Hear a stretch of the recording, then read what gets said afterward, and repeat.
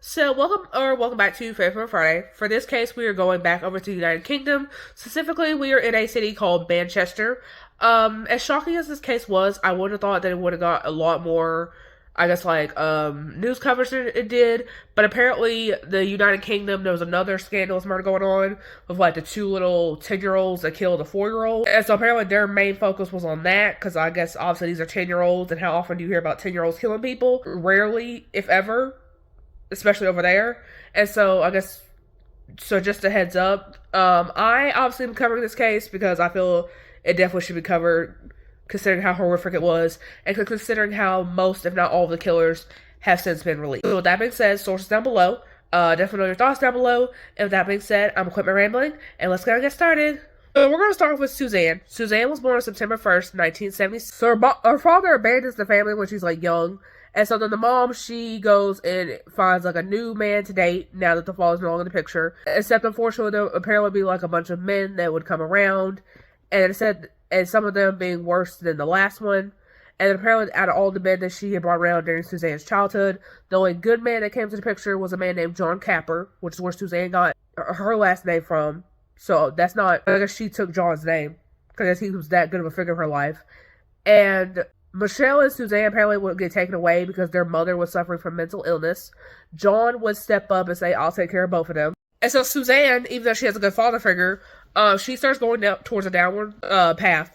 She starts skipping school, dealing drugs. It doesn't say she's doing the drugs, she's just dealing them, which doesn't make it any better, but I just thought I should mention that.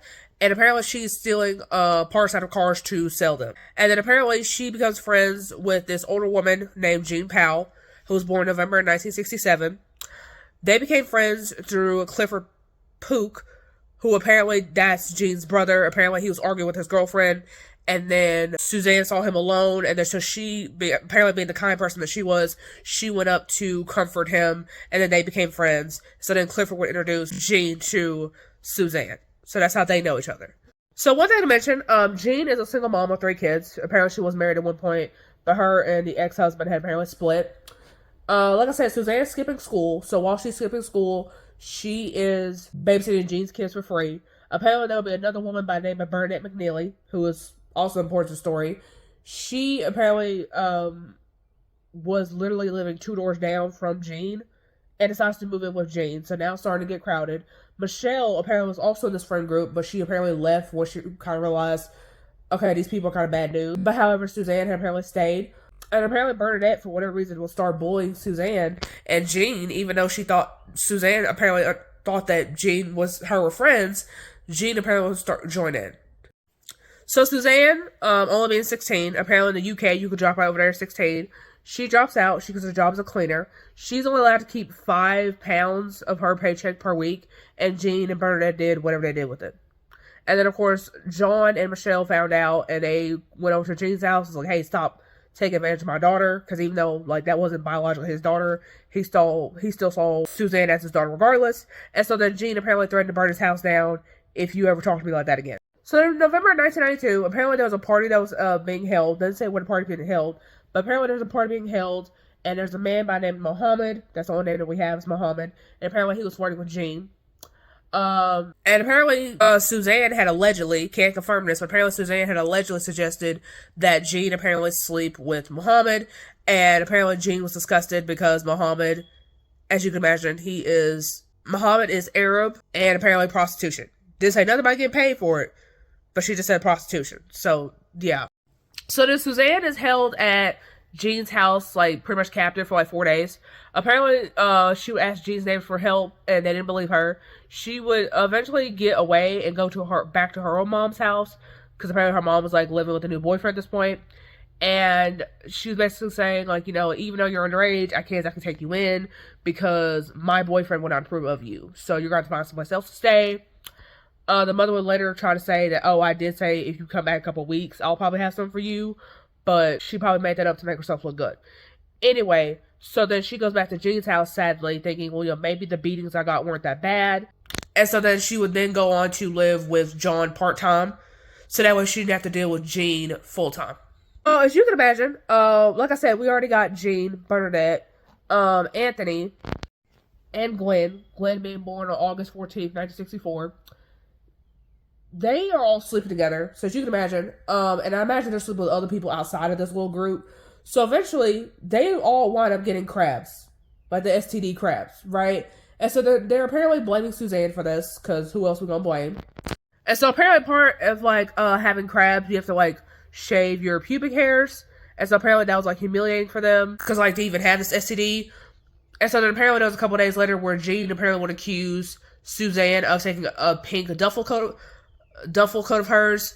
Not confirmed what happened to the duffel coat, but apparently they thought Suzanne did it. They were blaming everything wrong that happened on poor little Suzanne. So then on the fateful day of December 7th, 1992, they go over to John's house, because like I said, Suzanne's living there part-time, and they said, there's this guy over here, we're having a party, he likes you, basically come over to this party, see what happens. So then John and Michelle, they're like, no, you don't need to go over, we got a bad feeling, they're not a good group, you need to cut ties with them, as she should have. She, understandably, because she's a teenage girl, because again, she's 16, she wants to know who's this guy that likes her, so she goes over to the party, probably expecting, understandably, for there to be a guy in their age group, was in her age group. Unfortunately, pretty much as soon as she gets in the house, however, Anthony apparently said to like push her to the ground, and they start beating on her pretty much right away. So then Glenn apparently would shave her head and eyebrows, and then make her throw her hair in the trash. So basically, we had to shave our hair off because, we got pubic lice, even though y'all's out here sleeping with each other. So of course, y'all's gonna catch something. And unprotected at that too, so y'all definitely caught something. But basically, they're doing to her what they had to do to themselves because of crabs. So then Glenn puts a bag on her head, and it said that she was made to walk around the house like a dog, so I assume on all fours, because that's how dogs normally walk, but it didn't say. But I imagine on all fours, because, they're trying to humiliate her for, because I guess, because in their mind, they're thinking it's her fault, all this shit's going on. And apparently they got, like, a 3-foot pole and a belt, and they use that to beat her, and and apparently eventually she gets put in a cupboard, and then she's put in that cupboard for, the rest of the night. So as you can imagine, Suzanne was understandably crying the whole night. Like I said, Jean has kids. Jean's kids are there, and apparently Bernadette has kids too, but they're worried about Jean's kids for some reason at this point. And they're like, well, you kept my kids up, so now we gotta move Suzanne to a downstairs back room. Yeah, because you overkeep my kids up. We can't be having that. So then they apparently proceed to tie her to an upside down bed, and she is basically tied up spread eagle. As you can imagine, like I said, she's tied up and gagged. They would burn cigarettes on her. They would regularly beat her and inject her with amphetamines just to make sure she can stay awake. So that way they know that she is feeling the abuse that they're inflicting on her, essentially. And then it said that there was headphones that were put on her, so she has music playing in her ear, full volume, while all this is going on. And apparently one of those songs was the Chucky song from 1988. Because like I said, this happened in 1992. And apparently there was a song that would repeatedly play, and that was the Chucky song. And then apparently, whenever Bernadette was about to inflict any abuse on Suzanne, she would go into her ear and whisper something about a line from Chucky, and that's how Suzanne knew that it was about to start. So Clifford, who supposedly was supposed to be Jean's brother and also Suzanne's friend, so we thought. And then there's another man by the name of Jeffrey Lee who shows up. Jeffrey's born March 3rd, 1966. Okay. They show up, the group catches them up on what's going on. And then apparently Clifford joins in. He takes out two of Suzanne's teeth with pliers. So then apparently, as you can imagine, Suzanne's would stink because apparently, like I said, she's pretty much there, so she would have to use the bathroom on herself. So they're not letting her go to the toilet because they're not humane enough to do that. But I guess it got to the point to where it stank pretty bad, and so they put her in a tub full of disinfectant, and they were scrubbing her skin, and it got to the point to where it was so bad that some of her skin was falling off. There was a man by the name of David Hill, who apparently was 19. He had came over. The group felt comfortable enough to ask him, hey, can you watch her while we go out and do whatever they went out and did? And then apparently David had panicked, but agreed out of fear of what would happen to him, since he kind of saw what had happened. And so then, of course, Suzanne, as you can imagine, she's asking for help. And David apparently never got help for her. Not even after he left, he could have called police, or even while nobody else was there, he was like, nah, you on your own, sweetie.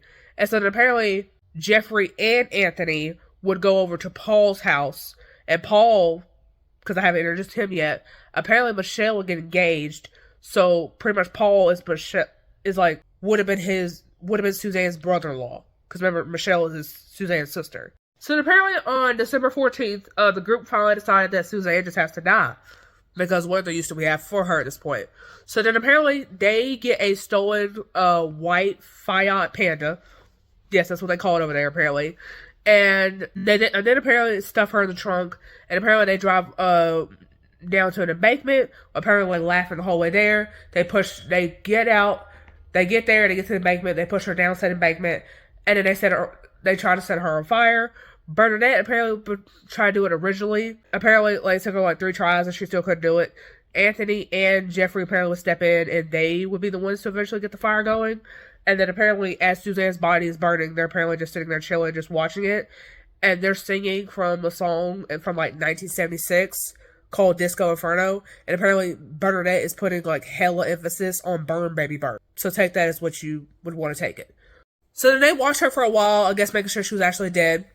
So she couldn't obviously tell what happened. And they get bored after a while, so then they just leave and go get alcohol. That's what they later said they went and did, just went and got alcohol after what they just did to Suzanne. So then after they're gone for a while, Suzanne is actually able to get up. She gets to the highway.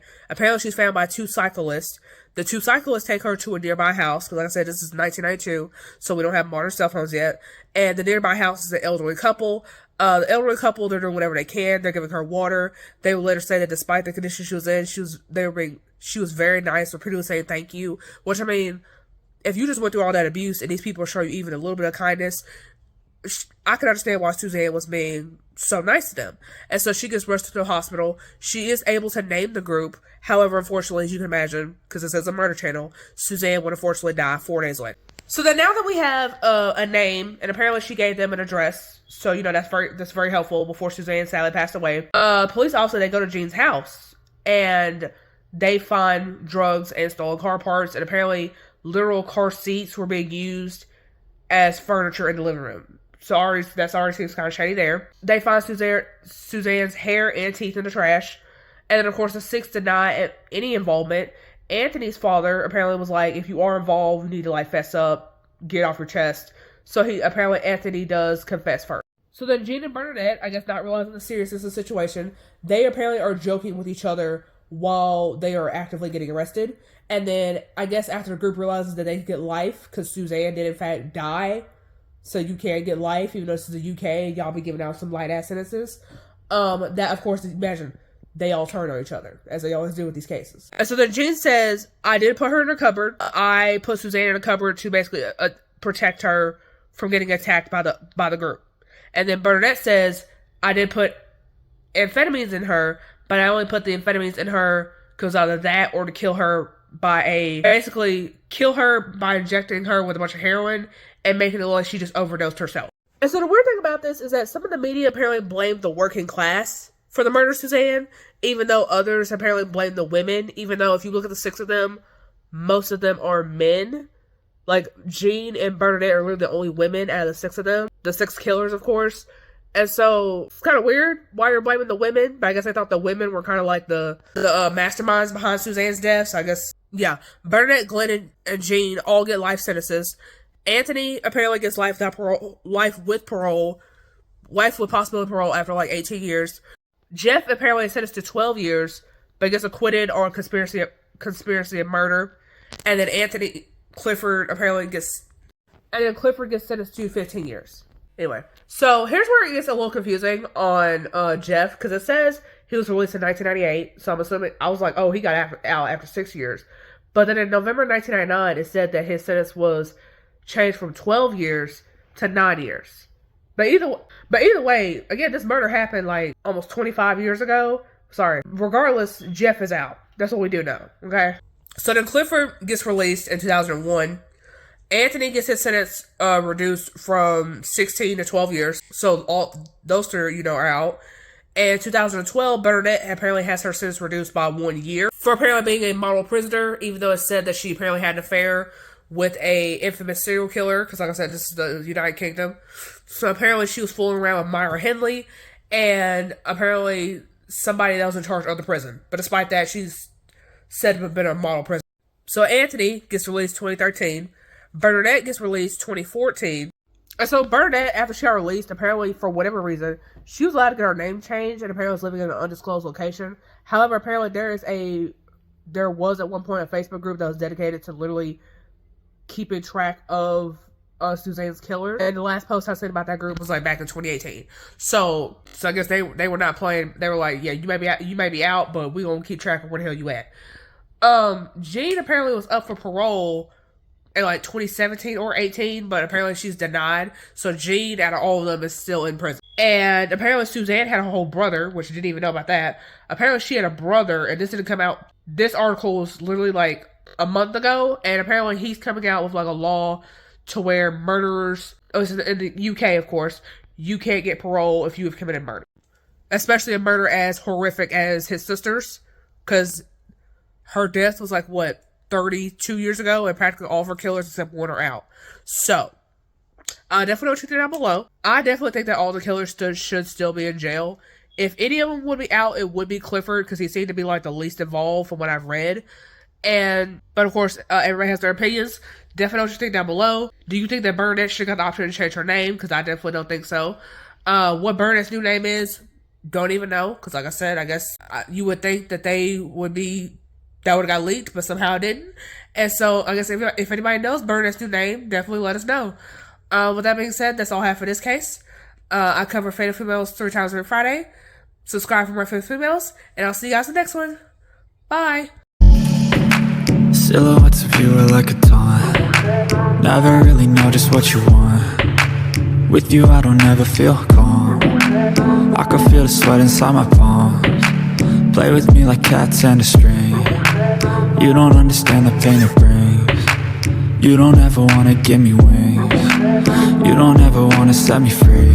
You know I'm addicted to you, and it's twisted, you've been gifted with the evil voodoo. Got me coming back for more, even when I've been screwed. Dolls full of pins, pierce my heart straight through. I got issues in my head, I like you in my bed, but you keep me on red. Oh, everything is like a test, I better not text or I'll come off desperate. But if I lay down and I play dead and I stay dead, baby you'll get sick of being the monster out of my head, under my bed, thinking something out of my nightmares, standing right there. But if I lay down and I play dead and I stay dead, then will you get bored of killing me? So if I play dead, will you regret everything that you did, that you said? I don't think you understand what you're doing, and my heart's black and blue from the bruising. I feel like when I'm with you I'm losing. I feel like you think that this amusing, sitting there gaslighting and confusing. Was it me? Is it me? Am I deluded? I'm the one who's always sorry, the conclusion, even though I offer all of the solutions. I wish you loved me like I love you, it's stupid. When I'm alone with you I never feel lucid. I wish I wasn't struck by Cupid. I wish when I first saw you I knew this. When I'm with you I feel so useless, I feel diluted, my heart's been wounded. Silhouettes of you are like a taunt. Never really know just what you want. With you I don't ever feel calm. I can feel the sweat inside my palms.